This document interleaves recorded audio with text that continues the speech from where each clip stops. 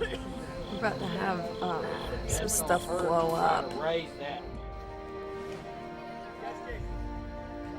I need you in the hole looking at what I need. Lit, I need you to get that camera up, and I need to see where, if the explosion's going to be in frame.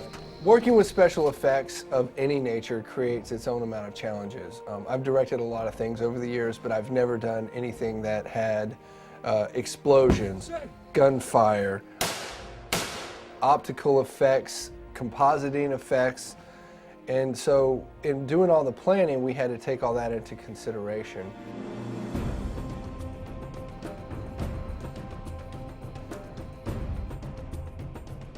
Good to go. Give them hell. So right now we're getting ready to do this big stunt, and Bob Shelley and Lisa are setting this up.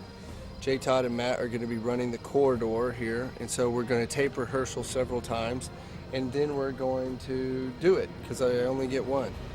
Anytime you have real guns on set with real bullets going into them, it's a time to step back and really take the time to do these shots.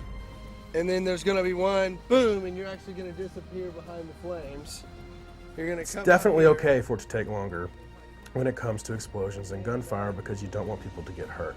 I could tell that they were a little bit nervous, and so one of your jobs as a director is to allow your actors to voice those concerns. And I said to them, I said, if you don't want to do this, let me know now and we'll figure out what maybe we can do differently that makes you comfortable, because everybody needs to be comfortable and safety is always first.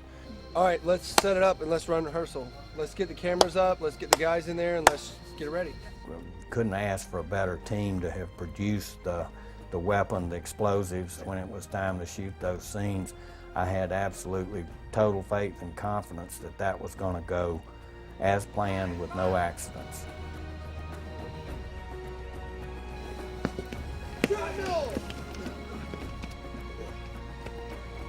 We decided to put the Steadicam on the side and a tracking shot, which means that they're profiled against the camera as they run, and we decided to have another camera in front as they were running towards them, and there were going to be bombs laid out.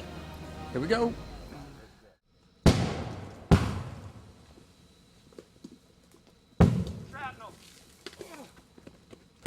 Well, one of the challenges that comes with working with special effects and explosions is they don't always work. We ran the corridor once, we practiced it for probably 20-30 minutes, and then we did it, and one of the bombs didn't go off. Cameras rolling and all that, and they come running down the hill, and the first one went off, the second one, and then the third one didn't. And so the guys, you know, in their rehearsal, they were supposed to, you know, the third explosion was going to put a piece of shrapnel in one of them's shoulder, and so that created kind of an issue with how they reacted. And so when the third one didn't go off and then the fourth one did, then that created some issues. And then so we started back over and reloaded the holes in the ground with the explosives. We need to do it one more time, and I got to get it done in the next 5 minutes, or we're over.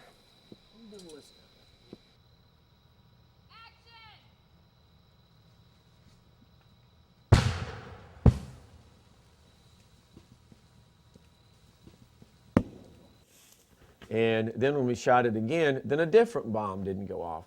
And so luckily, all four of them went off as they were supposed to. It just never was at the same time.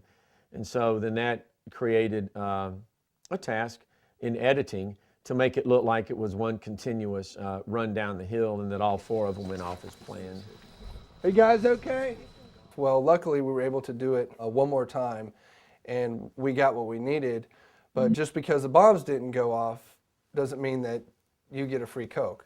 You still pay for it. And so those are the things, and those kind of restrictions that you have to think about when doing a film like this, is how to get the most production value on the screen and where to use the money that you do have. I think when we shot The Last Bullet, having Bob there with his M16s that fired blanks, and Bob and his daughter, I believe, using the explosive charges that could set off and mimic grenades and or mortar fire, that made a substantial was a huge plus for the shooting itself.